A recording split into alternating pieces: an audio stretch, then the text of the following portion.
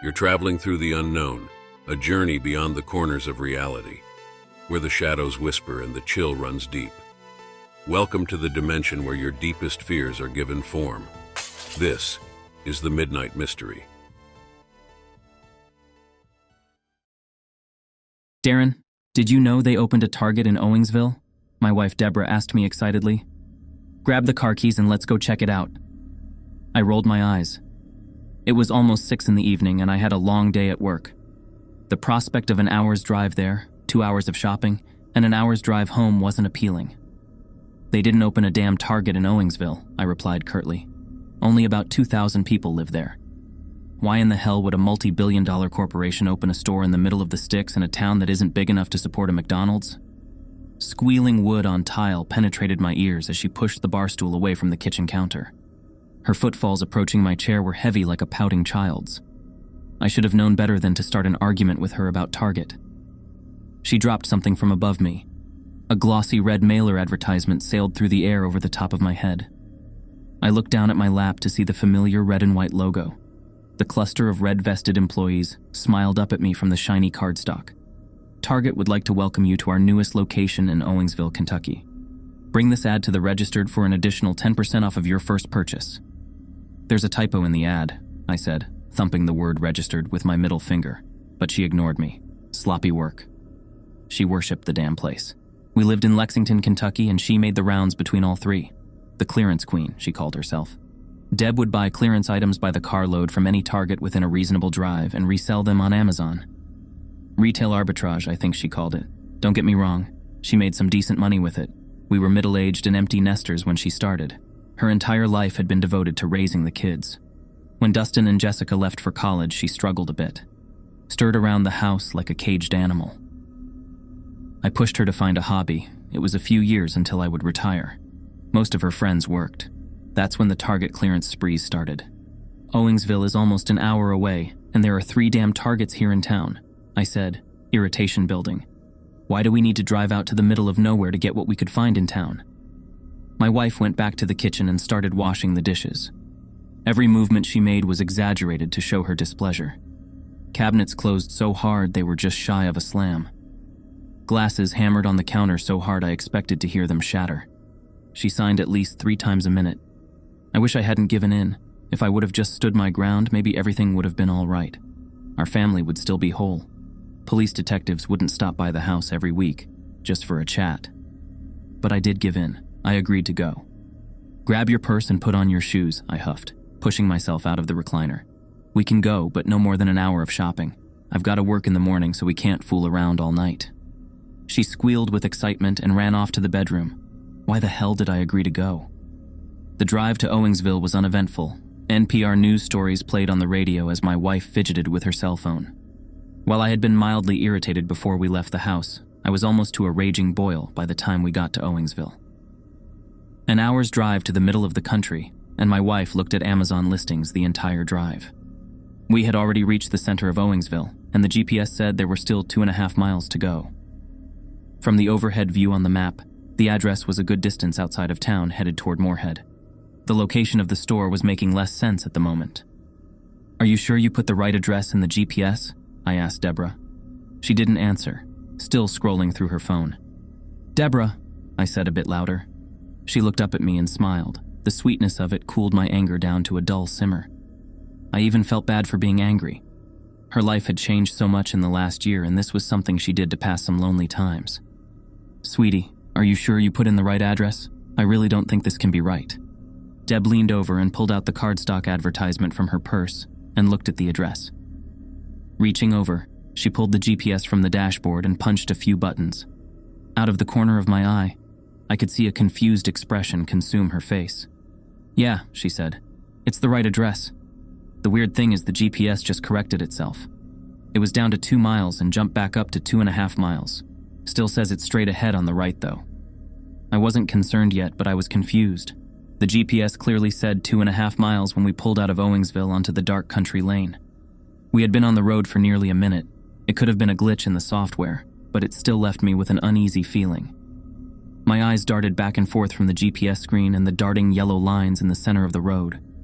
The mileage was decreasing as it should have, and I felt relieved. only a mile ahead. We would be there soon. I looked back at the road and looked for parking lot lights in the distance. You missed your destination. Please make a U-turn when able and head back 2.5 miles. Your destination will be on the right side of the road.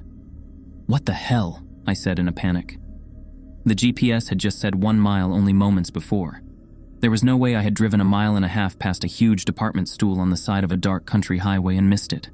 You've got to be kidding me. I pulled the car onto the shoulder and made a U-turn. As we drove back in the direction that we came, I fluttered with nervous energy. Something was wrong, but I couldn't put my finger on it. Was I zoning out while we drove? Was the GPS malfunctioning?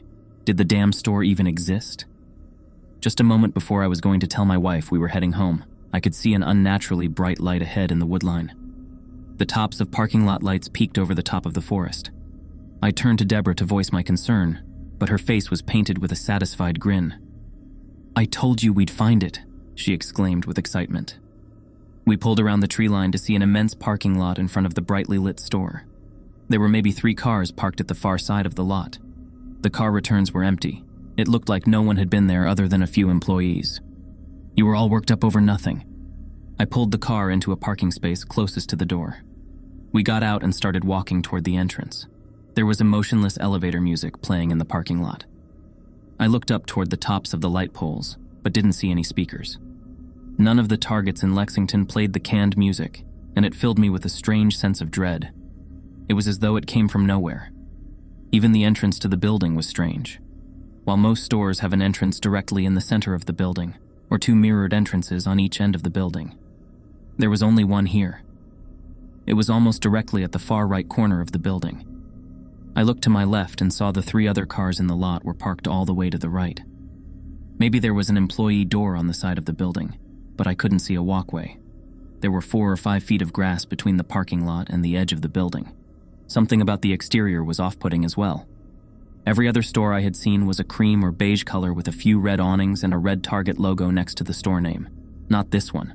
The entire building was fire engine red. It reminded me of the unrealistically bright blood from the old 80s slasher films. Where there would usually be only one Target logo, the building was covered in them. Hundreds maybe, all different sizes. Some of the larger logos had smaller ones between the red and white circles. A few overlapped. Strangest of all, there was no sign that just said Target. Deb, something about this is weirding me out, I said hesitantly. Let's come back tomorrow during the day. Looks like they could be closed anyhow. Not many cars in the lot. She stopped and turned toward me. The exuberant grin had vanished from her face and was replaced by a set of furrowed brows. Her body was slightly rigid, and her head turned slowly from side to side. We drove an hour to get her, and you nearly got us lost twice, she said angrily. Don't you think for a second we're going home? If you're going to act like an ass the whole time, go wait in the car. I was a bit dumbstruck. Deb was usually soft-spoken and sweet. Only a handful of times had I ever heard her curse. Never at me. She turned and went through the sliding doors at the front of the store. Hurt and angry, I went back to the car. For the first 30 minutes, Deb was inside. I scanned the parking lot like a prey animal searching for a hunter. No cars passed on the main road, and no one pulled into the parking lot. There was no motion that I could detect through the glass doors into the building. Occasionally, a light would flicker in the parking lot. Otherwise, things seemed relatively normal. I tried to call Deborah once or twice, but didn't get an answer. Halfway through a lengthy, apologetic text message, I decided to leave her alone. She probably needed time to cool off, and Target bargain shopping was probably the best medicine for that. At some point, I fell asleep. It wasn't intentional, but there is only so much aimless scrolling on a smartphone I can do before I start to nod in and out. Once I start to drift, an involuntary nap is always in my future. I had been asleep for around 45 minutes when my cell phone began to buzz in my hand. Startled by the sudden motion, I looked down at my phone. There was a text message from Deb. I thought it was just Deb telling me she was running behind but checking out. Help me. The messaging was confusing. Did she want help carrying something to the car? Was there something she wanted my opinion on? I sent a reply. What do you need help with, sweetie? No response. 3 minutes passed. I tried again. You okay? Another few minutes and still no reply. I'm getting worried. Do I need to come in? I waited for another minute, but she never texted me back. Unsnapping my seatbelt, I pushed the door of the car open and felt resistance and a loud smack. Looking to my left, there was a yellow car next to me. It hadn't been there when I went to sleep, and I had just slammed my door into the side of it. There was just enough room for me to slide out, so I wedged myself sideways and closed my door. Bending over, I looked at the side of the yellow car where my door had made contact. There was no dent or mark. With relief, I stood and turned to head toward the door. I was started by an ocean of yellow cars. There were dozens of makes and models, but each vehicle in the lot was yellow. Almost every single parking space was filled. But there was no one in the parking lot. When I turned to head toward the door, there was no one moving around inside that I could see from there. My stomach dropped. Something was wrong. When I passed through the entryway doors, the store looked like it should with a few exceptions. All of the registers were self-checkout with no place for an attendant. Where you would expect to find a customer service department, there was an empty red wall. There was a cart corral, but it stood empty. All of the products I could see on the shelf had no writing, just the Target logo and a picture of what was inside. Strangest of all was the lack of people. The only noise in the building was a keyboard version of The Girl from Ipanema. It had a tinny quality to it, as though it were playing from a World War II era radio. Crackles of static pierced through, occasionally causing me to wince. "Hello?" I said loudly. It wasn't quite a shout, but there was more volume to it than my normal speaking voice. It took most of my willpower not to scream at the top of my lungs, but I didn't want to make myself seem unstable if it turned out there were other people in the store. There has to be someone else here, I thought to myself. Why the hell would the parking lot be full if no one was inside? No one answered my call. "Excuse me," I said a bit louder. My footfalls almost seemed to echo as I walked into the store. "Deborah, can you hear me?" Silence. "Is anyone in this damn building?" I screamed. My temples were throbbing, and it felt like the canned music pouring from the speakers grew louder to drown out my calls. I was running down the aisles, looking side to side frantically. Passing row after row of generic shelves filled with red packaging, I screamed my wife's name over and over. My phone vibrated in my pocket, and I pulled it out. Another text from Deborah. "Please get me out of here." A chill ran up my spine. "Can you hear me screaming for you?" The ellipsis bubble popped up, showing she was typing a response. "No, I can only hear the red men. I'm hiding from them in the bathroom. Please come help me." I didn't have time to register what she meant by the red men. Breaking into a run, I headed toward the back of the store. As I passed by the clothing section, I panicked and jumped back, slamming into a rack filled with clothing. A red faceless man was standing on a platform behind the rows of clothing. Terrified, I pushed myself backward and hid behind a shelf. There was no sound of movement, only the tinny music playing from overhead. I couldn't decide if the red man hadn't seen me. After a few moments, I slowly peeked my head around the shelf toward the clothing section. The man stood stoically behind the rows of clothing. Bright lines of light reflected off of his smooth body. He didn't move at all. "It's a mannequin," I thought. "Move your ass and find Deborah." I stood and walked back around the shelf. Without the lens of fear, I could see that the shiny red man was only a mannequin. There were no clothes on it yet. Maybe the store opened before they were able to finish setting up the store. As I walked past it, my pulse slowed. I could see the bathroom sign hanging from the ceiling overhead and moved in that direction. As soon as I got Deborah out of the bathroom, we were going to get out of there and blow every stoplight between Owingsville and Lexington. Then I heard footsteps. When I turned to face the clothing section, I could see the bright red mannequin was off of the pedestal. It stood on the bright white tiles of the walkway. In only a moment, the thing had moved at least 15 feet in my direction. There was no one around. "What the hell?" I said aloud. Slowly, I began to walk backward toward the bathroom, keeping my eyes locked on the mannequin. It didn't move, but I had the uncomfortable feeling that it was watching me with its featureless face. Sweat began to pour from my forehead. Suddenly, there were steps behind me. I spun around to see another red mannequin standing about 100 feet on the other side of me. As I looked in its direction, I could hear more footsteps behind my back. When I turned, the mannequin from the clothing department was a few feet closer to me. Before I could collect my thoughts, both of the shining red mannequins burst into a spring toward me. I panicked and ran into the aisle behind me. Their hard feet clacked on the floor, easily making gains on me. 20 years past my prime, I wasn't used to much physical exertion anymore. I hadn't run more than 2 aisles, and I had already lost my breath. Entering a box of shelves, I turned to face the oncoming red mannequins. Desperate, I searched the shelves near me for a weapon. It was a home goods section, and I began to scan the shelves. At the end of the shelf to my right was a cheap-looking red-handled chef's knife. I lunged for it just in time. As I pulled off the plastic cover, the two red men came around the corner. I extended the knife toward both of them, and they stopped. Both of them tilted their heads side to side like confused dogs. They turned toward each other as one of them began tapping a hard finger against their palm. It sounded like Morse code. The other began making the same clicking noise. They simultaneously turned and walked toward a red support pillar a few feet behind them. I watched cautiously, scanning the area behind me occasionally. Their sudden disengagement made me as nervous as the pursuit itself. When they reached the red pillar, they both turned and placed their back against it. Stretching their arms straight over their bodies, they tilted their heads back. The overhead speakers began to increase in volume rapidly. I watched as the two red men fell backward and vanished into the pillar. My mind struggled to comprehend what I had just seen. The store was quiet again. I could feel the throbbing of my temples intensify. Once I snapped myself out of the momentary daze, I began moving cautiously toward the bathrooms again. I moved slowly, checking each aisle before I passed to the next one. Always looking for the red men, always listening for the slightest sign of another person. It felt like an eternity. But finally, I made it to the bathroom hallway. The lights there flickered wildly, and the music dissipated.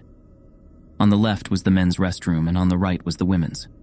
I ran quickly toward the door, gripped the handle, and pulled it open. Behind the door was a red brick wall. I slammed my fist against it in frustration. "Darren," I heard a muffled voice say from behind the brick wall. "Darren, is that you?" "Deborah," I shouted. "Are you okay? I'm right outside. Is there a way to get out?" "No," she whimpered. "But I think I hear..." Her sentence was cut short by a blood-curdling scream. I could hear thrashing and dull thuds through the red bricks. I screamed her name over and over, but she never replied. The room behind the brick wall fell silent. Then the clicking of footsteps began to sound at the end of the hallway. I turned my head to see dozens of shiny red men blocking the hall. Their heads all tilted at different angles. Some had lengths of pipe in their smooth grips, while others held assorted kitchen knives. A chain was swinging lazily from the hands of the red man in front of the horde. My eyes darted back and forth between the crowd, the brick wall blocking me from my wife, and the group of demonic red mannequins. I began to cry loudly, accepting that I couldn't save Deborah. Hell, I couldn't even save myself. In resignation, I fell backward. As my back met what I thought was the dead end of the hallway, I was surprised to feel the push bar of a door that wasn't there moments before hit the small of my back. The door gave way and I tumbled backward, slamming hard against the ground. My vision was swimming as I watched the door marked "Emergency Exit" slam closed. I blacked out. When I came to, I was in a field. The tall grass was brushing against my face, and the rustling sounds of nocturnal animals filled the night air. My head was throbbing, and for a moment I couldn't recall why I was on the ground. I pushed myself up from the ground and reached forward to grab the door handle, but found nothing. There was only an empty field in front of me. Moonlight reflected from my car windshield in the distance. The building was gone. The hundreds of yellow cars had disappeared. Grass and weeds replaced the parking lot. That was 7 months ago. I called the Owensville Police Department, who came to the scene to investigate. They took my statement and looked at me in bewilderment as the story of the now absent Target store became odder with each passing sentence. "There's never been a Target in Owensville," said one of the officers. "Not the kind of place that sets up shop around here." Deborah never returned. She's been listed as a missing person the entire time. Detectives from Owensville and Lexington have interviewed me more times than I can count. They've served me search warrants for the house and both of our cars. Interviewed every damn person both of us knew. No one talks to me anymore. Our friends won't answer my calls. My family won't talk to me. Her family hired a private investigator. I see the greasy bastard following me sometimes. Hell, I even quit my job. They couldn't fire me, but they made sure I knew I wasn't wanted there anymore.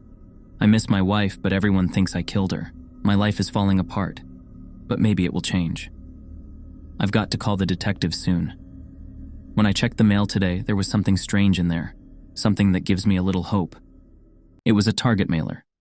The same one Deborah showed me all those months ago, just advertising a different location. Target would like to welcome you to our newest location in Paris, Kentucky. Bring this ad to the registered for an additional 10% off of your first purchase. There was the same group of red-vested employees smiling at the camera, cheesy grins and everything. Right in the middle was a face I knew so well. She was smiling that same smile I'd seen 1,000 times. Deborah.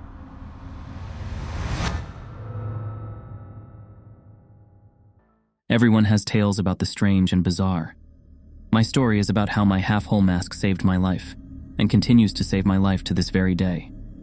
Late in December, I was traveling north from California to my home state of Oregon. Nothing fancy. I was just going to visit the family for the holidays. On my way north, I hit a small snowstorm. Nothing awful. Just a lot of snow falling all at once. I wasn't worried about the small increase of snow at first, considering I had snow tires installed before I started my long journey home. I did, however, get a little hesitant to drive when the snow started to really come down. The large amount of falling snow coupled with the large amount already littering the ground as I traveled higher into the mountains caused me to consider finding a place to stay for the night. I figured I could get some sleep while the storm passes over. That, and the fact that I could give my car's heater a break before it would decide to burst into flames, or worse, just stop working altogether. I scanned as much of the landscape as I could, but there were no buildings in the immediate area. The only other option that I had for my predicament was to keep driving and hope there was a town or exit nearby that I could take in order to escape from the storm. I must have been driving for at least an hour before I saw a sign up ahead, indicating how far the closest city was. My heart sank a little when I read 162 miles as it flew by my windshield and vanished into the snowy night. At this point, the snow was beating against my windshield, and I knew that I wasn't going to last 162 minutes, let alone 162 miles. The digital clock on my radio read 1:21 a.m., and I decided that the next turnoff I saw I would take and hope that I could find a neighborhood that will produce some results on my current endeavor. My thought process was either freeze to death in my car or stay the night at some random person's house. Weighing the two options in my head, I picked the only thing a sane person would pick and go with the house. Another 30 minutes flew by, and still no luck finding a place to pull off. Just when I was starting to lose hope, I saw a turnoff in the distance. A small shape started to make its way closer into my headlights, and on further inspection, it was revealed to me that they were two wooden poles that possibly belonged to a fence. When I turned onto the road between the two wooden poles, the ground beneath me felt rocky and rough, like I was traveling on gravel. I didn't drive for too long before I started to see a small cabin creep into my field of view. The lights in the cabin were off, but the place seemed to be in good shape. I parked my car under a tall, wild-looking tree that took residence on the cabin's front lawn. Getting out of my car, I immediately grabbed my extra jacket and put it on, pulling the half-hole mask I wore around my neck up and over my ears to keep the heat around my face. I put my cap on and trudged up to the cabin after putting my cap snug on my head. As I traveled through the cold, windy night up to what I felt was my salvation, I immediately regretted not getting any gloves for my hands. Despite the irritation I had with my hands, my face and the rest of my body were comfortably warm, so I didn't have much room to complain. I stuffed my frozen hands deep into my pockets and continued my journey across the cabin's lawn. As I made my way to the door, I noticed something odd. There was no indication of life anywhere. There wasn't even a car in the front yard. Taking my right hand out of my pocket, I knocked 3 times, waiting patiently before saying, "Hello? Is anyone in there? I'm sorry to bother you so late at night, but I need a place to stay for a few hours." Nothing answered my plea for help, so I knocked 3 more times on the door, hitting my knuckles harder against the aged wood of the entrance. "Hello?" I said again a little louder before continuing with, "I'm not here to rob you or anything. I just need a place to stay for the rest of the night. I promise I'll be gone by sunrise." As I finished my sentence, I touched the ornate metal door handle. Noticing that the door seemed to be unlocked, I said in a loud voice, "I'm coming in now. If there's anybody in there, let me know now, please." I pressed the metal lever down, finding it a bit odd that the door was unlocked, and opened the door with little resistance on the other end, closing it behind me with about the same resistance, despite the fact the door looked really old. Looking around the area, I noticed the cabin had 5 rooms: the living room, which was the biggest room, a small kitchen, an even smaller washroom, and what I assumed were 2 small bedrooms in the back. No lights were on inside the cozy cabin, making it almost pitch dark if my eyes weren't already adjusted to the darkness from outside. I decided the best thing to do would be to search for a light switch, so I took out my phone and turned on my flashlight app to scan the walls. My scan produced no results, however, and at the risk of losing precious battery power on my phone, I decided the best option would be to turn off the light and put my phone on airplane mode. Before turning off my light, I studied the paintings hanging on the wall that I glossed over in the initial scan. Each painting that crossed my sights was just typical landscapes or harbors, things like that. There was a painting that looked like a fox hunt or something like that. But other than that, it was just typical paintings you would see hanging on the walls around an elderly person's home. There was a painting, however, that caught my attention. The painting was small and consisted of what looked like two adults, a mother and father, a teenage girl, and a small child. The family captured in that painting were wearing what looked like Victorian-era clothing. I'm only guessing about the clothes. I mean, they could have been from the 1800s or the early 20th century. The point is that the clothing was very ornate and regal. There was something really disturbing about the image in the painting, though. The faces of each member of the family looked like they were smoothed over with clay. It's kind of hard to describe it, but the three family members looked like they had no facial features. By no facial features, I mean instead of the normal facial features you and I have. The three people in the painting had grooves of smooth flesh, where normally you have an eye, nose, or mouth. The only person in the painting that didn't pose as a blank face was the teenage girl, which had normal facial features for a teenage girl. In fact, she was quite breathtaking. I pulled myself away from the painting to take a glance at my phone for the time. My phone indicated that it was past 2 o'clock in the morning, so I decided to go to the back room and check to see if it was occupied. To my relief, the room was vacant. Besides a medium-sized bed, ornate dresser, and nightstand, there wasn't much to go by. The walls were blank besides more sappy paintings to give it a little more atmosphere. Although there was no indication of a heating system, besides a chimney, the rooms were bearable enough that I figured I could just bundle up in my clothes under the covers in order to stay warm. I was only going to be there for a few hours anyway, so there wasn't much point in starting a fire, plus the people who owned the cabin wouldn't be back tonight considering how late it was. I hopped into the worn-out bed facing the open door next to another door I assumed was a closet, and pulled my half-hole mask completely up and over my face to make sure my head would stay nice and warm the rest of my stay. Pulling the fabric of my mask down slightly, I set the alarm on my phone for 4:30 a.m. and put it back down onto the nightstand. I covered my face again and bundled up tightly with the sheets, closing my eyes and letting dreamland take me away until I woke up after what felt like minutes later to the sound of scratching. My body froze as I heard the noise over and over again softly coming from the closed door. I tried to relax myself by thinking that all the noise that I heard was just a rat or some other animal that was spending the night in the closet while the cabin's owners were away. Quietly, I shifted onto my back, pulling my half-hole mask down slightly so a little slit appeared, giving me a small window to look at what was out there.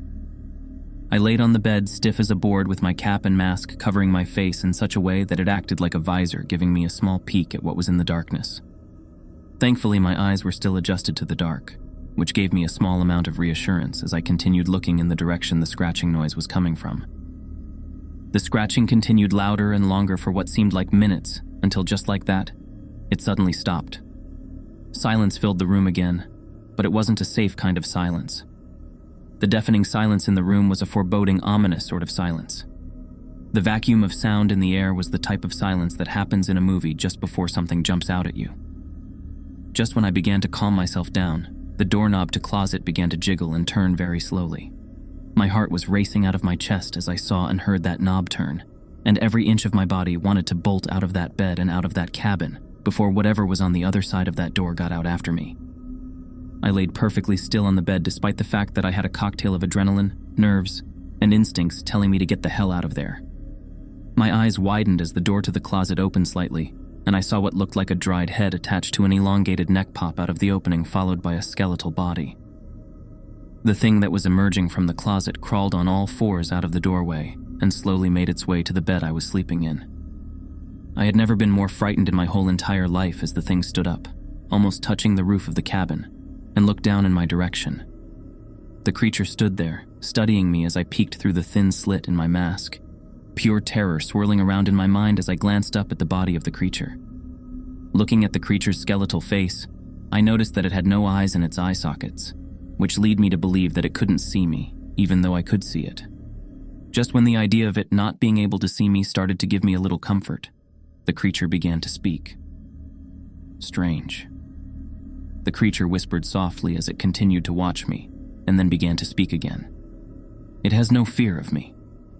The creature continued to say in a hoarse tone as it began to breathe loudly, continuing to look at me and gripping down on the edge of my bed. Feeling the creature's bony hand touch the edge of my bed caused my brain to go into complete panic mode. The only thing that stopped me from jumping up was the thought that maybe the creature believed I was dead or asleep and wouldn't attack. How can it not fear? How can it not fear me? The thing said through clenched teeth before loudly gasping and suddenly pulling back with its mouth open in an expression that seemed like fear. It has no face, the thing whispered to itself as it continued to back away. It has no face, the creature said again, but this time louder than before and slightly more threatening. It has no face, the creature shouted as it backed off further away from the bed.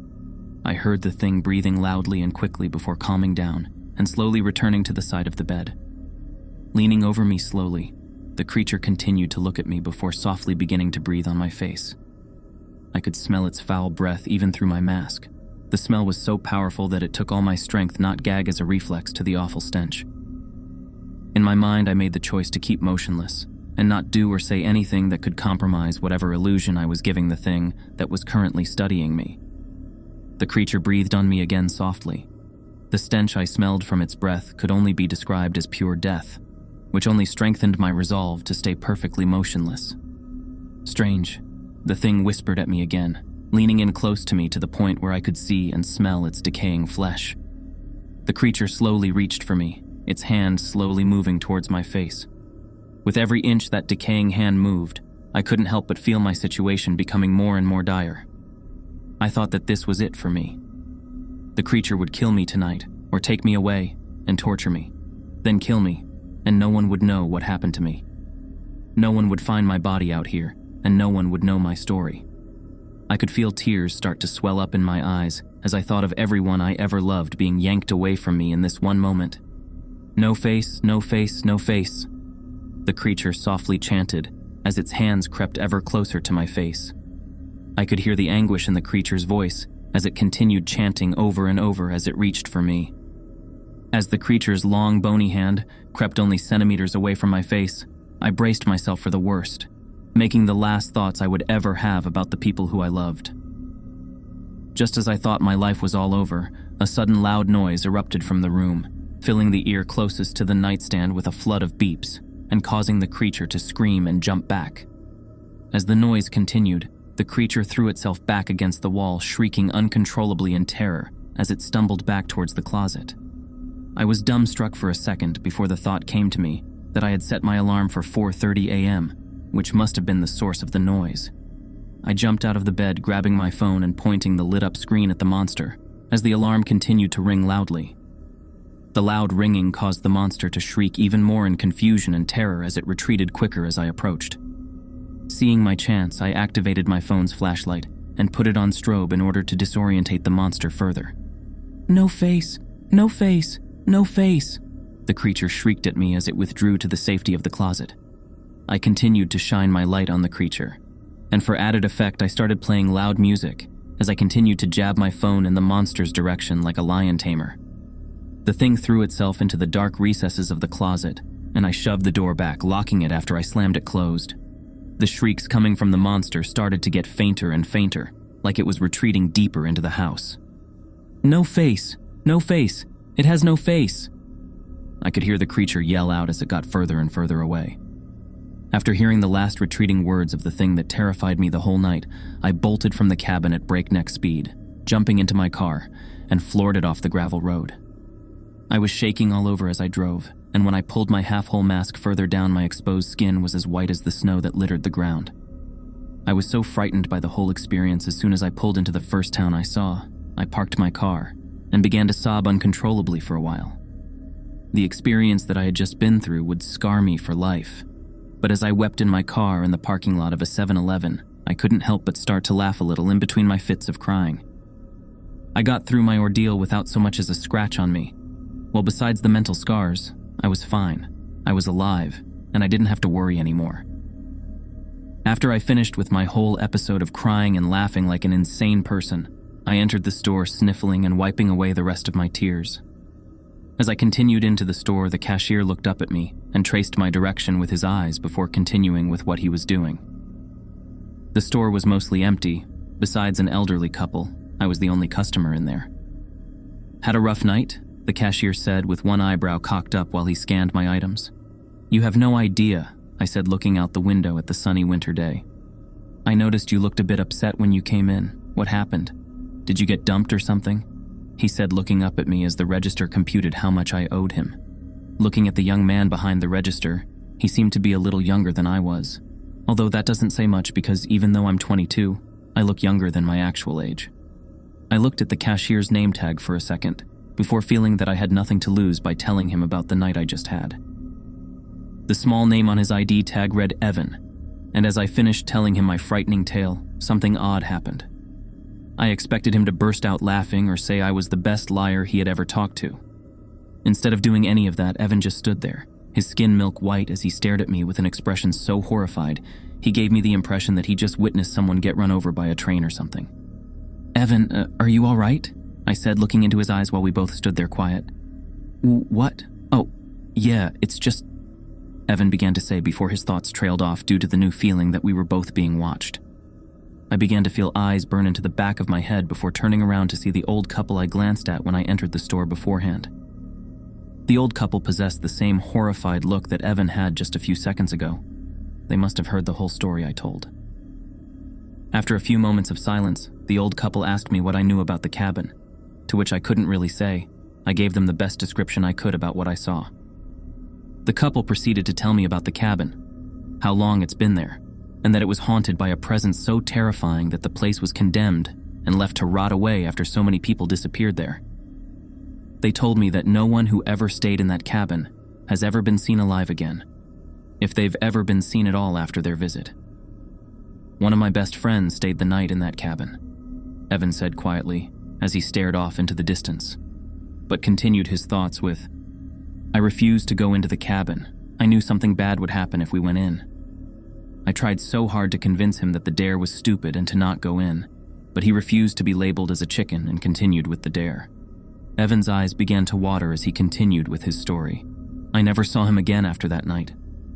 I kept calling his house, but his parents still couldn't find him. We put out flyers and billboards, but we never had any luck. After a few days, we contacted the police and I told them about the cabin." Evan began to choke down tears as he clenched his fist. "They found him in the basement of that cabin, sprawled out on the floor. His eyes were surgically removed from his eye sockets, his nose was removed, and his lips, they were sliced off. When they found him, he was naked with an incision from the bottom of his ribcage to his pelvis down the middle of his body. All of the internal organs were extracted from his body, and to add insult to injury, his genitals were sliced clean off. But you want to know the worst part of it all? When the police did an autopsy on the body, they found that he was alive during the whole process." Evan winced as he remembered the whole gruesome sight and said, "They never found who or what did it. There was no DNA evidence to convict anybody. They didn't find the tools that made the incisions, and they didn't find anything." Evan clenched his fist tighter on the table before the old man, listening to our conversation, put his hand on Evan's shoulder to reassure him that it was going to be all right.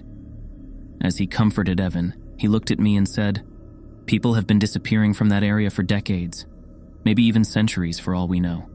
But the bodies always end the same gruesome way. I don't care who you are. No one deserves something like that happening to them. They should just torch that evil place to the ground."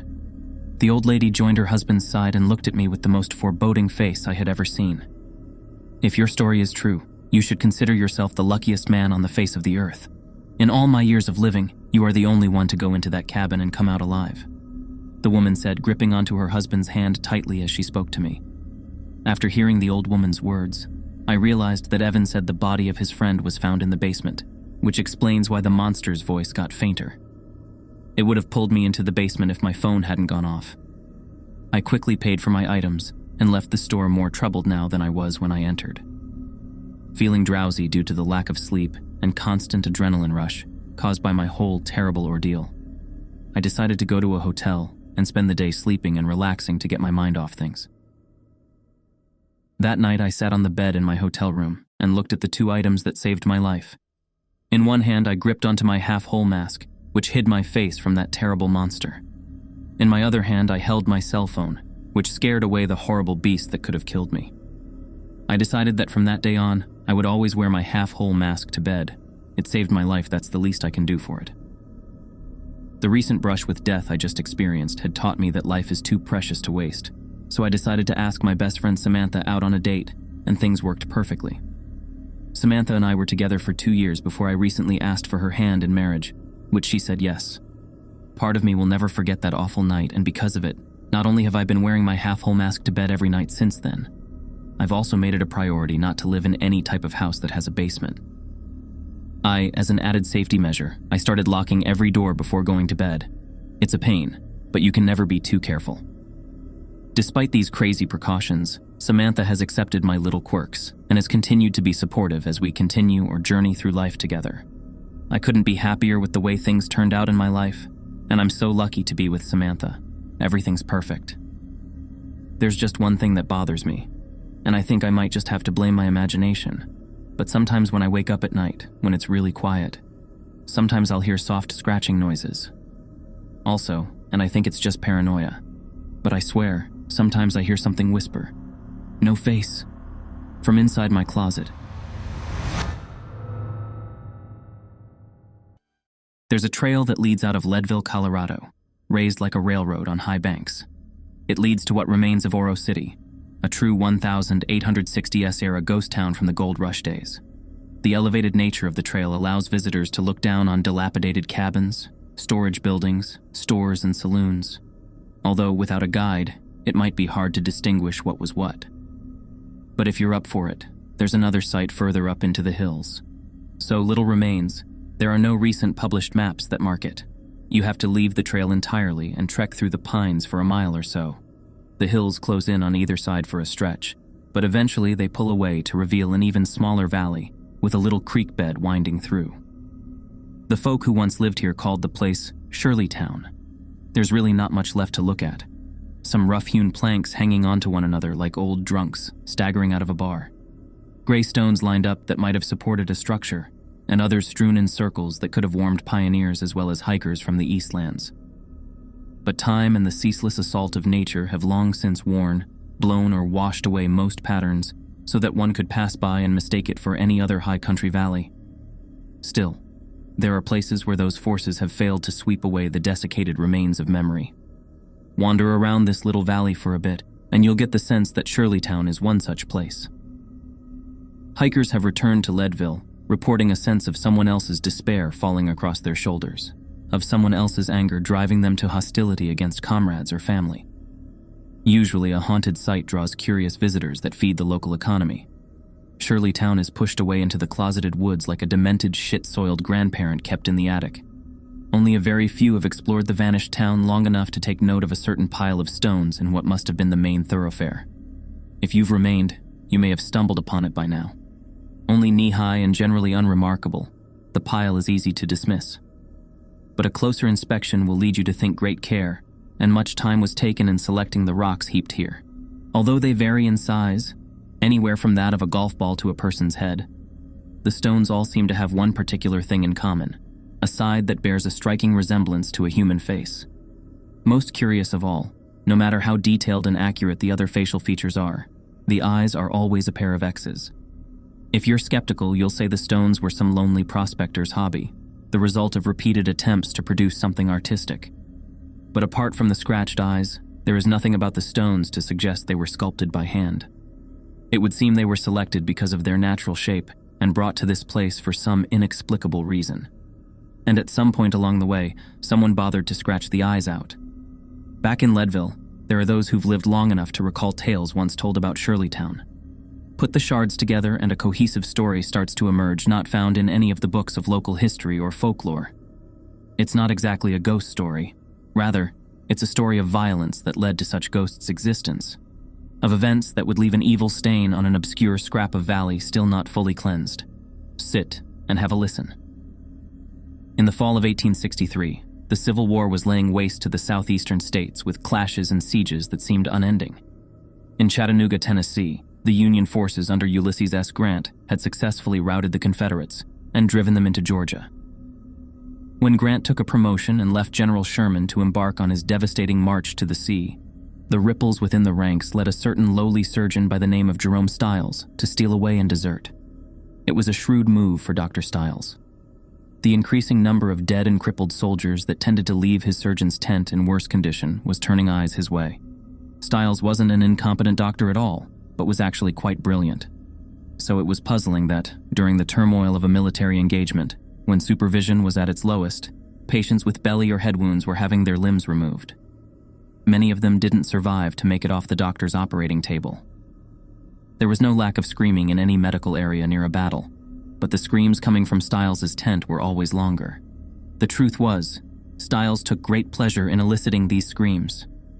It had started out as a fascination for him at the war's beginning, but his urges and his skills had grown to the point where his patients were sure to live long enough to experience every torment he could conceive of without incriminating himself. Lately, though, Stiles had become careless. He'd indulged his dark nature enough to arouse suspicion among his colleagues. And thus, certain of an investigation that would end with a noose or a firing squad, he took the first chance to desert and head in the opposite direction of the army, west.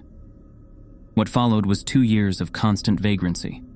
Fearful of pursuit, Stiles kept low, staying away from people unless absolutely necessary. When he needed food, he'd steal it. When he needed a horse, he'd steal it. He committed robbery 4 times and committed murder twice. Certain that a sketch of his likeness was posted in every town, he continued to flee westward. It wasn't until he reached the mountains of the Colorado Territory that Stiles started to tire of running. There were many hopeful prospectors heading in the same direction seeking gold, and Stiles found it convenient to tag along, earning food and transportation by offering the occasional medical service. It was this exchange that led him up through the mountain passes, higher and higher, until he felt safe enough to stop. Then he disappeared into the hills, having been told of a remote mining community in an area known as California Gulch. There was a town, Oro City, said to have once been host to thousands of gold-seeking settlers. Now it was shrinking daily as young men ran off to fight in the war and miners left after finding most of the gold depleted. There were cabins there left abandoned. This seemed to Stiles like his own personal strike of gold, a perfect opportunity to slip in and make an inconspicuous home for himself. It was late June, which was a pleasant enough season in high country. As he marched along alone, the pine trees opened up from time to time to give him western views of immense peaks, the likes of which he'd never seen. By the time Stiles reached Oro City with its ramshackle saloons and mostly empty hotels, he was sure he'd found his true haven. Unfortunately for him, when he stepped into one of the saloons and spotted a paper with his face nailed up on the wall, his hopes were shattered, and he scurried back up into the hills. Having come so far, he could only hope that California Gulch was home to more than this one community. Sure enough, there was another town further up a couple of miles. The residents called it Shirleytown, after some miner's wife or daughter. Stiles was still spooked by the unexpected appearance of his image on a wanted sign this far west, so he was uneasy about entering the town. He gave it a wide berth, scouting it from above. Soon the sun began to sink behind the mountains, and he felt no better about making his presence known. It was only luck that led him to a little hole in the side of a steep section of hill. Lucky, because it was significantly hidden from view by large boulders heaped behind the skirts of a stand of trees. Stiles investigated cautiously, especially when he spotted signs of the hole having been worked by human hands and tools. What he discovered was a natural cave that had drawn some intrepid miners into working at it with picks. They'd managed to develop it into a crude lode mine, but that must have proven too much of a project, and the shaft only penetrated 10 yards or so before running up against a solid rock face. Looking more closely, Stiles saw they hadn't given up there because a passage had been dug downward beneath this rock. And there, after crawling through a wagon wheel-size hole with a branch he'd lit on fire, Stiles made a surprising find. For some reason, the miners had dug a deep pit in the very back. Stiles went outside and found a better stick for a torch, and then returned to climb down a crude ladder into the pit.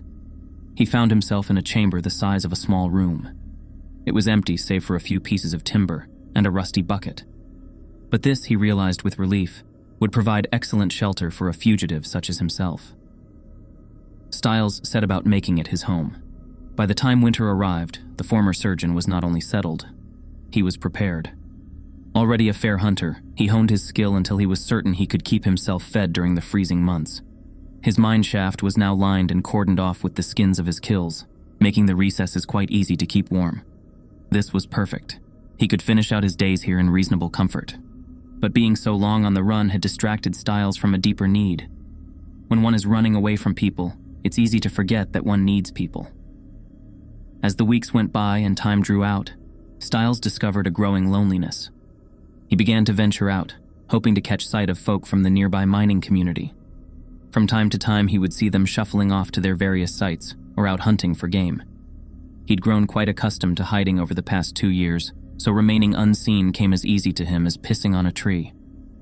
This confidence was shaken when he first set eyes on Miss Trudy Auclair. Trudy was the only daughter of the leading man in Shirleytown. He wasn't a mayor exactly, but James Auclair was as close as such a small community might have in those times. Trudy was 17 years old, mildly pretty, and where some girls might be described as thin as a rail, Trudy was thinner. Emboldened by one streak of her father's bullish character and another of her mother's unflinching sense of vanity, she could be quite hard to tolerate. Of course, Shirleytown, being somewhat lacking in young women, not to mention beauty, Trudy's spindly figure and volatility didn't dissuade the young men from seeing her as a star fallen from heaven. Trudy herself was only mildly skeptical of such a celestial origin.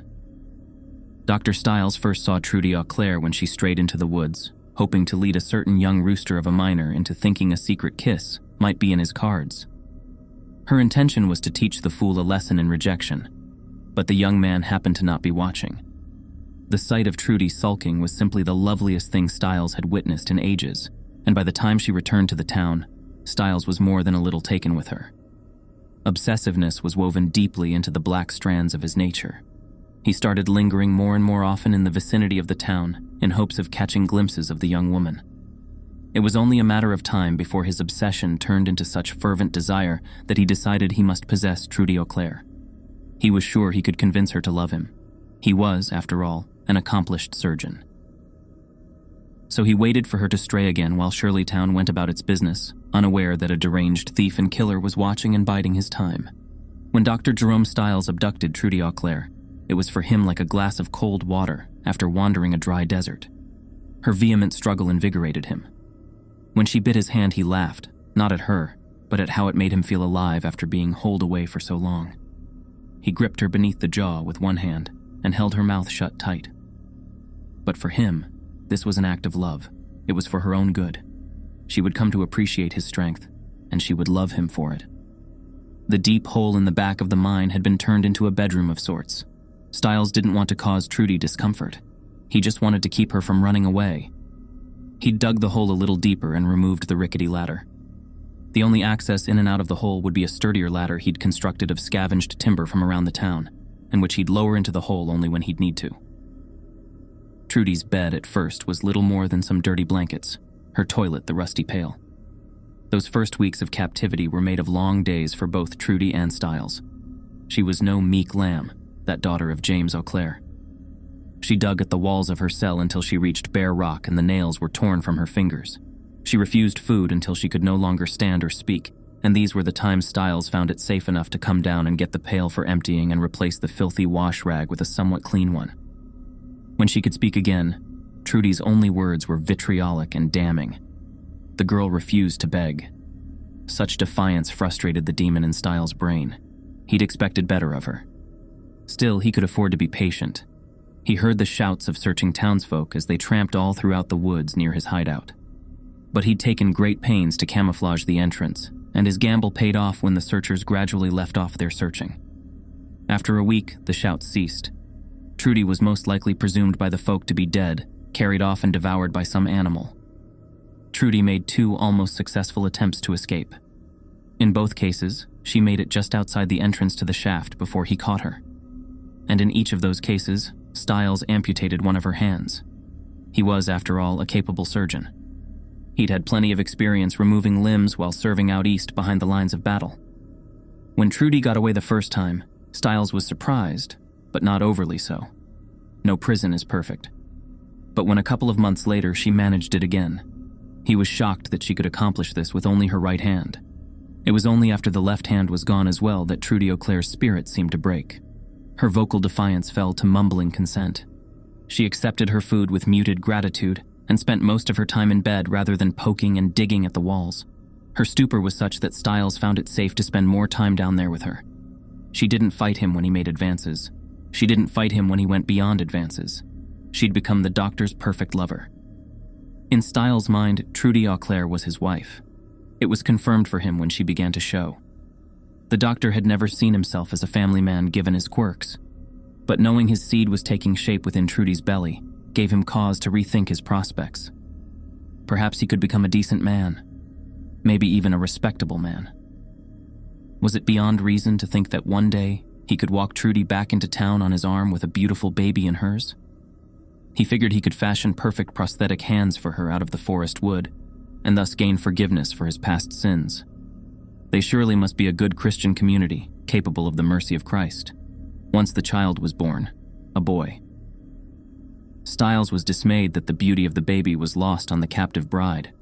Trudy could barely be persuaded to suckle it. Styles went to great lengths to procure food for her, but even though her sun-deprived cheeks seemed to gain a little color, she was often on the opposite side of the little room from the baby. Styles begged her, gently at first, and then more and more adamantly, that she take responsibility as a mother, but she would take no interest other than to give it minimal nourishment. If Styles were to do nothing, his recently developed visions of fatherhood and social status would come to nothing. He'd be trapped in this God-forsaken hole for the rest of his life, cursed to forage or steal for his food and having no company other than a broken rag of a woman. His resentment and fear turned to threats. His threats turned to slaps. His slaps turned into all-out beatings, leaving Trudy just alive enough to give milk to the boy. But his rages had no effect as far as he could tell. What Styles failed to notice was that the tiniest speck of red light began to glimmer in the half-dead woman's eyes. One day, he woke to an almost tangible silence. The child was not a crier, but even so, Styles could usually sense its presence. He rose and walked to the back of the shaft and peered down into the gloom. Trudy sat upright on the bed, the child cradled in her lap.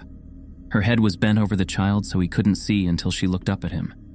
The child was asleep, or at least it appeared to be. Then for the first time he saw. He saw the red light burning in her eyes, and he drew back. Trudy lifted the baby up as though to offer it to Styles, and she dropped it. Styles gasped and reached down toward it, although he was too far to help. But the baby didn't cry out or move, because it was already dead. The doctor didn't pause to consider. He grabbed the ladder and thrust it down into the cell. Trudy moved backward until her thin shoulders were up against the far wall. Styles rushed down the ladder and whirled to face her, preparing to throttle the miserable life out of her. There was no flicker of red now. Her eyes were wide with fear. An old pleasure unexpectedly rose within Styles's chest, a reminder of who he really was and who he was meant to be. God's blessed monster. He stepped toward her. Trudy's handless arms had been behind her back, pressed against the wall. Now she brought them forward and held them up. Styles's amputations had gone beyond the wrists, leaving her skinny forearms to narrow to 2 blunt sticks. He laughed at her when she raised these pathetic limbs. They'd give her no protection at all, but she hadn't raised them in defense. She lunged forward, stumps extended. It was too quick for Styles to move. The tip of each stump plunged right into one of his eye sockets, driving him backward against the ladder with a crack. Styles screamed and tore at his face as Trudy stepped back to crouch and watch in horror as her captor continued to writhe and bellow. Apparently, she'd underestimated the width of her forearms. The intent had been to plunge them all the way into his brain, but instead, they'd rammed into his sockets and been stopped there. He would never see again, but he was very much alive. Trudy spun about in desperation. She had almost nothing in the room other than the flimsy bed and her shit-filled waste pail. It was the pail that caught her eye. Instinctively, she reached for it, but cried out in frustration at her inability to grab. There was nothing left to do. She was never going to be able to kick the man to death. So she turned and faced him. Styles still covered his face with his hands, but he'd calmed somewhat and was making noises that ground between growls and whimpers. He took his hands from his face long enough to fling curses and spittle across the room at her. There would never be another chance. Trudy rushed him again and repeated the attack with her forearms. She drove them into his eyes again. They went no deeper than before, but Stiles fell to his knees, swiping the air in front of him. Trudy pulled back in time to avoid his grasp, but she waited, watching for an opening. Then she lunged again and again. At first, she accomplished little more than cause Stiles great pain. He was on his side now, cradling his head. After the first 4 strikes, the skin of Trudy's stumps was broken and nearly shredded from the bone.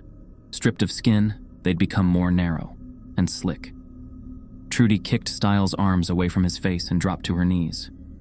With every last bit of strength she could muster, she twisted back and then rammed a single arm into Stiles' left eye. This time it penetrated. Not far, but it was far enough. Stiles' body stiffened and then convulsed, and then he was still. The only sign of life was the staccato breaths that still escaped his lips. But as Trudy watched, even these grew less and less until his chest sank for the last time. She remained there for long moments, making sure he wouldn't rise again like some unkillable demon, but he never did. Stiles was dead.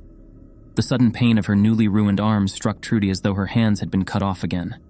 She lifted them and screamed her anguish to the deaf walls of stone and dirt. Finally, she gritted her teeth and forced herself to rise. The ladder, the only means of escape, stood propped against the wall. Stiles had cracked one of the rungs when he'd fallen back against it, but the rest of its structure remained intact. Trudy pushed it with her elbow, testing it. Then she hooked an arm between 2 rungs and took a tentative step up. The ladder held. Step by step she climbed, gasping at the effort between sobs. She finally reached the top and managed to scramble up onto the dust of the shaft's floor. And she fled. She ran as though the monster behind her in the pit still lived. Trudy Auclair died 2 days after making her way back to Shirleytown, but not before she'd told a garbled account of the events of her captivity. Her parents and the townsfolk were horrified at the tale, and hardly believed it until they'd searched and found the hidden mine shaft, and the body of Dr. Jerome Stiles sprawled on the floor of Trudy's cell.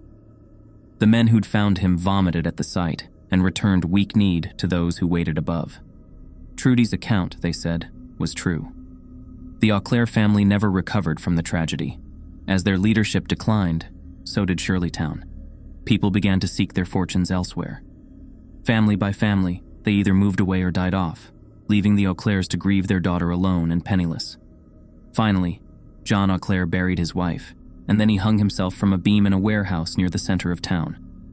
Shirleytown died at the crack of his neck in the noose. The town was a ghost by the time folks built the town a few miles north.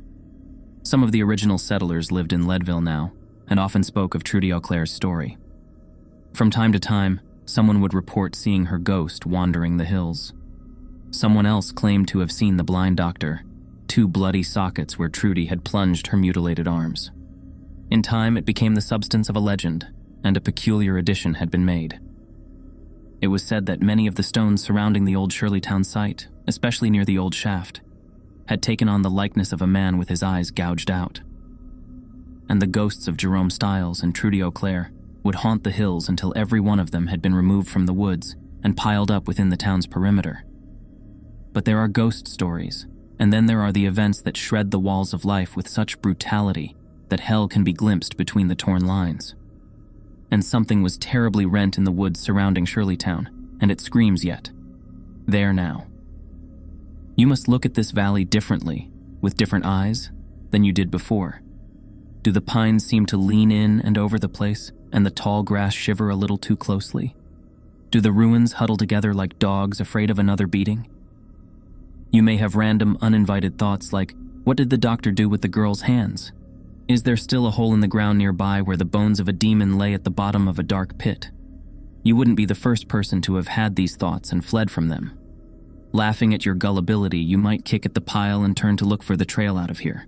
But your eyes can't help but wander side to side, watching for odd rocks. And sure enough, before you've reached the trail, there is one lying in a patch of tall grass off to the side. Picking it up, you turn it over and over in your hand, noting with reluctant dread the sure shape of a face. And the eyes. Numbly, you turn and walk back. You place the rock on the pile. And as you leave, you quicken your pace because you feel in your gut that every stone still out there in the trees has a face and is following you with hateful eyes that are not there. Every night, no matter the weather, something walks down our street whistling softly. You can only hear it if you're in the living room or the kitchen when they walk by, and it always starts at exactly 3:03. The sound starts faint, somewhere near the beginning of the lane near the Carson place. We're towards the middle of the street, so the whistling moves past us before fading away in the direction of the cul-de-sac. When I was younger, my sister and I would sneak into the kitchen some nights to listen. Mom and Dad didn't like that, and we'd catch hell if they found us out there, but they were never too hard on us since we always stuck to the one big rule. Don't try to look at whatever was whistling. My neighborhood is a funny place. I've lived here since I was 6 and I love it. The houses are small but well kept, good-sized yards, plenty of places to roam. There are a lot of other kids here my age. I turned 13 back in October. We grew up together and would always play foursquare in the cul-de-sac or roam around from back porch to back porch in the summer. This was a good place to grow up. I'm old enough to see it. And there's only the two strange things here: the night whistling and the good luck. The whistling never bothered me much. Like I said, I couldn't even hear it from my bedroom. But Mom and Dad don't like talking about it, so I've stopped asking questions. My dad is a strong guy, tall and calm. He has an accent since he moved to the US as a kid. His family, my grandparents, they're from the islands. That's what they call it. My dad, the only time he isn't so calm is if the whistler comes up. He talks a little quicker then, eyes move faster, and he tells us not to think about it so much, and to always remember the one rule, the big rule. Don't try to look outside when the whistler goes past. Not that we could look even if we wanted. See, there are shutters on the inside of every window, thick pieces of heavy canvas that pull down from the top and latch to the bottom of the window frame. Each latch even has a small lock, about the size of what you'd find on a diary. My dad locks those shutters every night before we all go to bed and keeps the key in his room. My mom, I don't know what she thinks about the whistling. I've seen her out in the living room before at 3:03 when the sound starts. I could see her if I cracked my door open just an inch to peek. She's not out there often, at least I haven't caught her much, but once or twice a month I think she sits out there on our big red couch just listening. The whistler has the same tune every night. It's cheerful, da-da-da-da-da-dum, da-da-da-da-da-dum. Remember how I said there are two odd things about where I live? Well, besides our night whistler, everyone in my neighborhood is really lucky. It's hard to explain, and Dad doesn't like us talking about this part much either, but good things just seem to happen to people around here a lot. Usually it's small things, winning a radio contest, or getting an unexpected promotion at work, or finding some arrowheads buried in the yard. You know, the authentic kind. The weather is pretty good and there's no crime, and everybody's gardens bloom extra bright in the fall. A million little blessings, I've heard my mom say about living here. But the main reason we stay here, why we moved here in the first place, is my sister Nola. She was born very sick, something with her lungs. We couldn't even bring her home when she was born, only visit her in the hospital. She was so small, I remember, small even compared to the other babies. A machine had to breathe for her. We moved into our house here to be closer to the hospital. As soon as we moved here, Nola started getting better. The doctors couldn't figure it out. They chalked it up to whatever they were doing, but we all could tell they were confused. But my parents knew, even I knew, Nola getting better was just another of the million little blessings we got for living in our neighborhood. So that's why we stayed even after we found out that for every small miracle that happens here every day now and then, some bad things happen. But they only happen if you look for the whistler. See, our neighborhood has a welcoming committee. They show up with macaroni casserole in a gift basket and a manila folder whenever someone new moves in. They're very friendly. 4 people showed up when we moved in 7 years ago. The committee made small talk, gave me a Snickers bar, and took turns holding Nola. It was her first week out of the hospital, so they were extra careful. Then the committee asked to speak to my parents in private, so I was sent to my room where I still managed to hear nearly every word. The welcoming committee told my parents about how nice the neighborhood was, really exceptionally hard to explain kind of nice. And then they told my parents about the even harder to explain whistling that happened every morning at 3:03 and ended at the tick of 3:05. The group, our new neighbors, warned my parents that the whistling was quiet, would never harm or hurt us, as long as we didn't look for what was making the sound. This part they stressed, and I pushed my ear into the door, straining to hear them. People who went looking for the whistler had their luck change, sometimes tragically. A black cloud would hang over anyone that looked. Anything that could go wrong would. The manila envelope the committee brought over contained newspaper clippings, stories about car crashes and ruined lives, public deaths and freak accidents. "Not everyone dies," I heard the head of the committee tell my dad.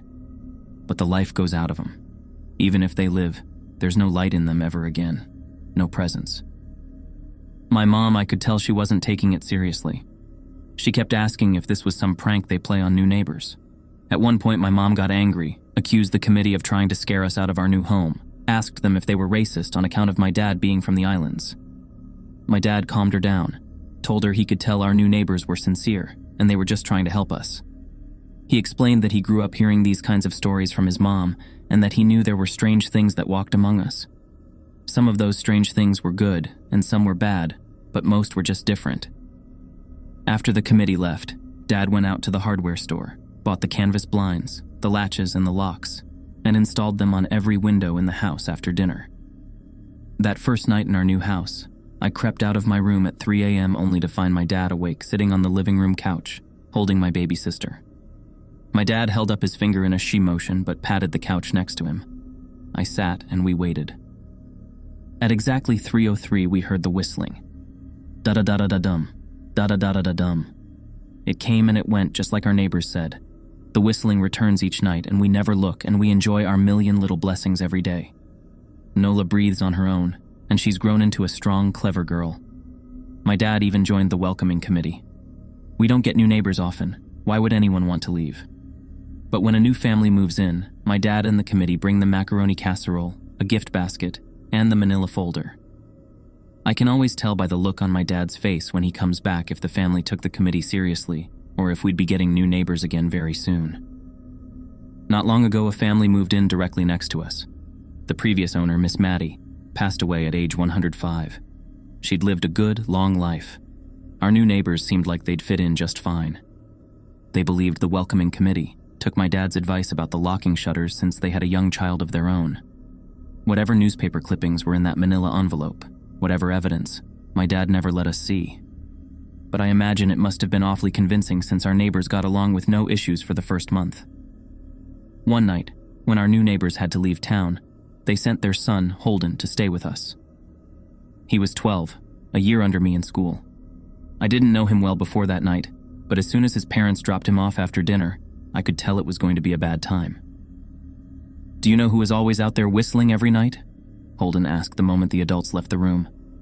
The three of us were sitting in the den, some Disney movie playing idly on the television. My sister and I exchanged a glance. "We don't talk about that," I said. "I think it's that weirdo that lives in the big yellow house on the corner," Holden said. "Mr. Tolles?" my sister asked. "No way, he's really nice." Holden shrugged. "Must be a psycho killer then." Nola tensed. "We don't talk about it," I repeated. "Let's go in my room and play Nintendo." We spent the next few hours playing games, eating popcorn, and then watching movies. A typical sleepover, but I could see Holden was getting antsy. After my parents had wished us a good night, locked the blinds, and gone to bed, Holden stood up from his beanbag and walked over to where Nola and I were sitting on my bed. "Have you ever even tried looking?" he asked. "It's nearly time." Like most sleepovers, we'd conveniently ignored any suggestion of a bedtime. I was shocked to see he was right. It was almost 3 a.m., I sighed. "We don't... See, I can't. I can't even try to look because my dad locks the blinds every night and hides the key," he continued, ignoring me. "So does our dad," said Nola. "No," replied Holden. "No, he doesn't." "You saw him do it," I said, a little sharper than I meant to sound. Holden grinned. "Your dad locks the blinds, yeah, but he doesn't hide the key. He keeps it right on his normal keychain." "So?" I asked, worried I already knew what he would say next, because I had noticed that my dad didn't bother hiding the key anymore after all of these years. Because he knew we took it seriously. "So, after your dad locked up, but before your parents went to bed, I went to the bathroom. And on my way, I may have peeked into their room, and I may have seen your dad's keychain on his nightstand, and I maybe went and borrowed the key to blinds." Nola and I stared, and his grin only grew wider. "You're lying," I said. Holden shrugged. "You can check if you want. Just open your parents' door and look. You'll see his keychain right there on the nightstand." "Stay here," I told both of them. "Don't move a muscle." I hurried over to my parents' room, but hesitated at the door. If Holden wasn't lying, My dad would be angry, beyond angry. I was scared thinking about it, but more scared of an open window with the whistler right outside. I opened the door, barely an inch, and looked in, but it was too dark to see. Taking a deep breath, I walked into the room. 2 steps into the dark, I froze. The whistling started, and I could hear it clearly, from my parents' room. I never realized, but they must have heard the sound every night since we moved into the house. They never told us. I don't think I could have slept through it. I stood there, listening to the whistling come closer, unsure whether I should turn on a light or call out for my dad. Soft sounds from the living room brought me back to reality. "Nola," I yelled, running out of my parents' room. Holden and Nola were standing near the front door next to a window. Holden wasn't lying. I could see him fumbling with the lock on one of the blinds. I heard a click. He did have the key. Holden let out a quick laugh. Nola stood next to him, hunched up, afraid but maybe curious. The whistling was right outside our house now. I think I made a sound, called out. I can't remember. Time felt frozen, clock hands nailed to the face, but I found myself moving. I'm not fast. I've never been athletic. Somehow, though, I covered the space between myself and Nola in a moment. My eyes were locked on her, but I heard Holden pull the blind all the way down so it could release. I heard the snap of it start to raise, and I heard the whistling just on the other side of the window. But I had my arms around Nola and I turned us so she was facing away from the window. At the same time, I jammed my eyes shut. The blind whipped open. The whistling stopped. I felt Nola shaking in my arms. "Don't look, okay?" I told her. "Don't turn around." We were positioned so that she was facing back towards the hallway and I was facing the window. My eyes were still closed. I felt her nod into my shoulder. I reached out with the arm not holding Nola and tried to touch Holden. My hand brushed against his arm. He was shaking worse than Nola. "Holden?" I asked. Silence. I reached past him and gingerly felt for the window, eyes still sealed shut. The glass was cold against my fingertips, colder than it should have been for the time of year. I moved my hand up the window, searching for the string to the blind. The glass began to get warmer the further I reached, and there was a gentle hum feeding back into my fingertips. I tried not to think about what might be on the other side of the window. Finally, I touched the string and yanked the blinds shut. I opened my eyes. In the dim light leaking out from the kitchen, I could make out Holden, pale and small, staring at the now closed window. "Holden?" I asked again. He turned towards me and he screamed. Everything became a flurry of motion. Lights sparked to life in the hall, then the living room. My parents' footsteps thudded across the hardwood floor. I didn't turn to look back at them. My eyes were glued to Holden. He was pale, had bit his lip so hard there was a thin red line of blood running down his chin, and he'd wet himself. "What happened?" my dad asked from behind me. I managed to swivel away from Holden and look back. He looked. I'd never seen my dad scared before, but I saw it that night, in that moment, an old, ugly terror stitched on his face, a parent's fear. "Just Holden?" he mouthed to me. I nodded yes. My dad let out a breath. He looked so relieved I nearly expected him to cheer. But then he turned to Holden, and my dad's face changed. I wondered if he felt bad for feeling good that Holden was the only one that looked. There was a knock at the door. We all froze. Holden whimpered. "Don't answer it," my mom said. She stood at the threshold of the hall. I'd always thought she was a skeptic and just humored my dad about the windows and the whistler, but that night we were all believers. I noticed that both of my parents held baseball bats they must have taken from their bedroom. The knock came again, a little louder this time. "Please don't open the door," Holden whispered. My dad walked over to him, hugged him close. "We won't," my dad promised, still holding his bat. "Nothing is coming in here tonight." Thud, thud, thud. This time the knocking was loud enough to rattle the door. Holden screamed again and Nola clutched her arms around my neck. My mom came over and knelt down next to us, wrapping my sister and me close. Thud, thud, thud. "Call the police," my mom whispered to my dad. The knocking instantly stopped. My dad looked over his shoulder at us. "Do you think—" He was cut off by frantic knocking that trailed off to a polite tap, tap, tap. "Police," something said from the other side of the door. The voice from outside sounded exactly like my mom, like a parrot repeating the words back to her. "Police, call the police. Tap, tap, tap, police." My mom pulled us closer. Police, police, police, police. Please stop, I heard her whisper. I don't think calling them will help, my dad said. How will we know when they're the ones at the door? The knocking came back harder than before. The door shook. Then it stopped. After a long moment, I heard the knocking again, but it was coming from our back door. Stop! Holden yelled. The knocking died.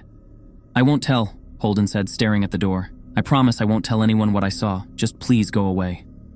We waited for nearly a minute. Then we heard it. A soft tap, tap, tap coming from the window Holden had looked through earlier. Holden started to cry, sobbing like a prisoner watching gallows being built outside their cell.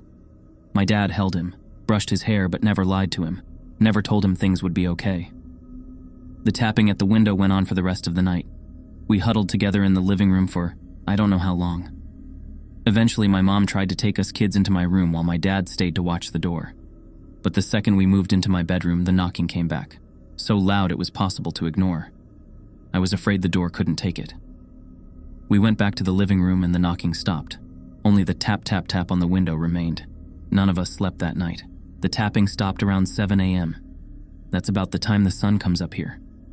We waited another 2 hours before my dad opened the blinds from one window. He made us all go back to my parents' bedroom first.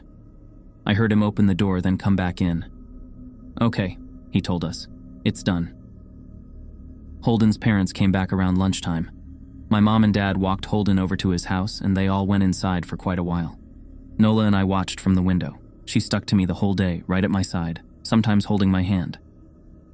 When my parents came back, they looked grim but wouldn't tell us what they said to Holden's family. It was a Sunday, so we all spent the day together, ordered pizza and watched movies.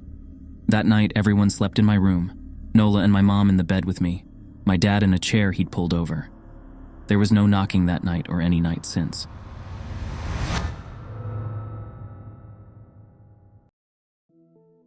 That's a wrap for today on the Midnight Mystery. Hope you guys had as much fun as we did. If you liked what you saw, hit that subscribe button and give us a thumbs up. Oh, and don't be shy. Drop a comment below with your thoughts or any cool mystery ideas you want us to check out. Until next time, we'll see you in the next Midnight Mystery.